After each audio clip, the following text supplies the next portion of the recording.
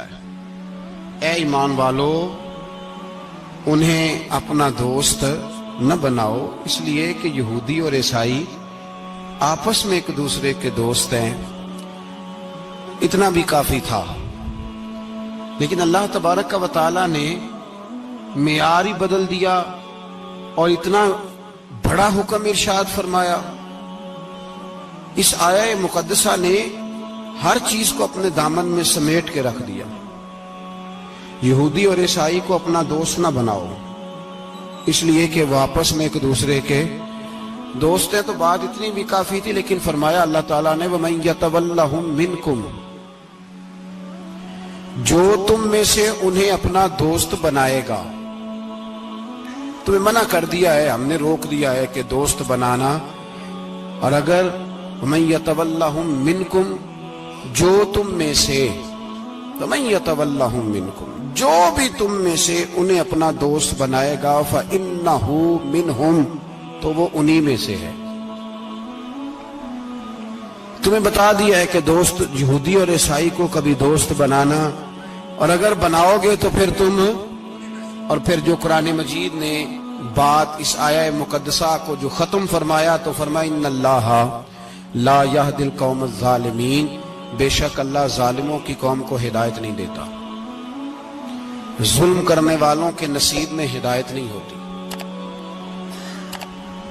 وہ ظلم کرتے رہتے ہیں اور انہیں سمجھایا جائے تو مانتے بھی نہیں، اس لیے کہ ہدایت ان کا نصیب نہیں ہوتی۔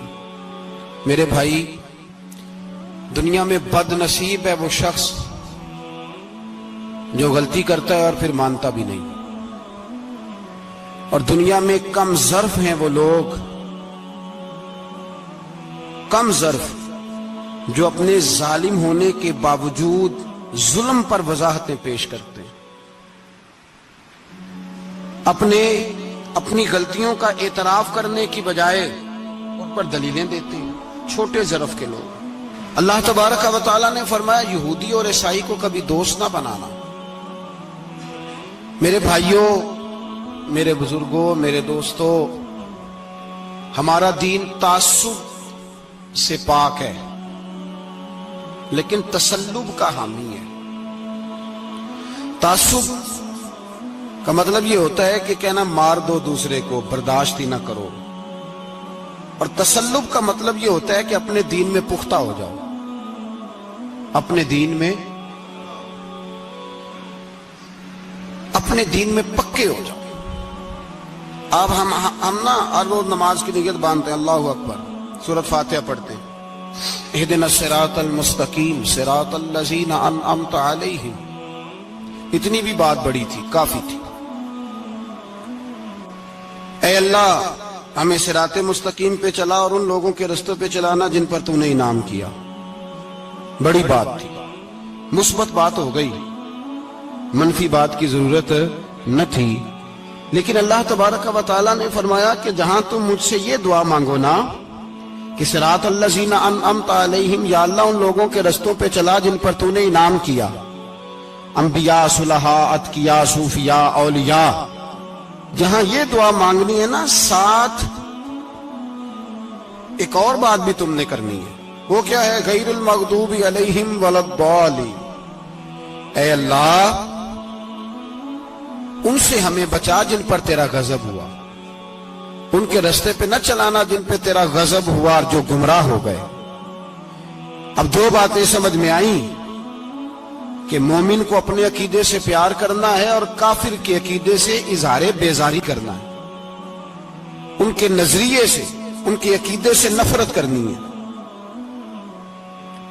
کافر کے عقیدے اور نظریے سے، اس کا کیا مطلب ہے؟ تسلب کا مطلب ہوتا ہے اپنے دین میں پکا ہونا۔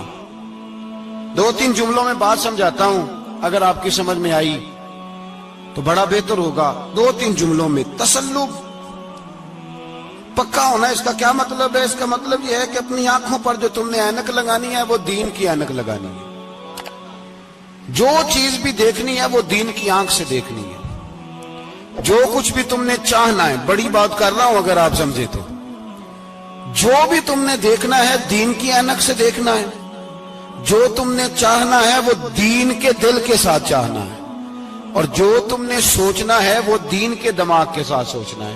اس کا ترجمہ اقبال نے کیا، کہنے لگے قوم مذہب سے ہے، مذہب جو نہیں، قوم کس سے ہے؟ قوم مذہب سے ہے، مذہب جو نہیں۔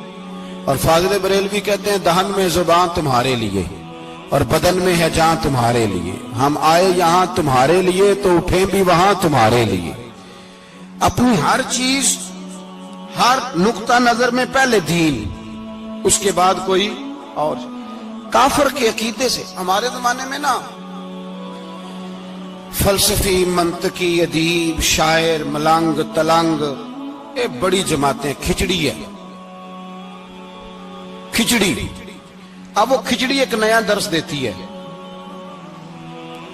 وہ کھچڑی یہ کہتی ہے کہ یہ سارے اللہ کو پکارتے ہیں، سارے اسی کے نام ہیں، یہ سارے۔ ہمارے ایک سابق وزیر اعظم نے بھی کہا تھا، ایک نوجوان کی عادت دی ہے گھسی پٹی جماعت نے، وہ بھی یہی کہتے ہیں، ہولی پہ بھی چلے جاؤ، دیوالی پہ بھی چلے جاؤ، ہندوؤں کے مندر میں بھی چلے جاؤ، وہ کہتے ہیں سارے اسی کے نام ہیں، جو بت کو پکار رہا ہے وہ بھی اسی کو ہی پکار رہا ہے، معاذ اللہ۔ جو رام رام کہہ رہا ہے وہ بھی بات اصل وہی ہے۔ وہ بیوقوف ہو، اگر بت کو پکارنے والا بھی کسی نہ کسی رنگ میں اللہ کو ہی پکار رہا تھا، معاذ اللہ، تو پھر نبی پاک صلی اللہ علیہ وسلم کو کیا ضرورت تھی بتوں کا مقابلہ کرنے کی؟ تم نے تو سارا دین ہی مشکوک کر دیا ہے، ہر شے مشکوک ہو گئی۔ جو بتوں کو پکار رہا ہے وہ بھی اسی کو پکار رہا ہے، جو رام کہہ رہا ہے وہ بھی اسی کو کہہ رہا ہے، جو پتھر پوج رہا ہے وہ بھی، کیا تماشا لگایا ہوا ہے۔ اللہ تبارک و تعالیٰ تو اتنا غیور ہے، وہ کہتا ہے ان اللہ لا یغفر ان یشرک بہ ویغفر ما دون ذلک لمن یشاء، میں ہر چیز بخش دوں گا، میرے ساتھ کسی کو شریک نہ بنانا، میں اس کی معافی نہیں دوں گا۔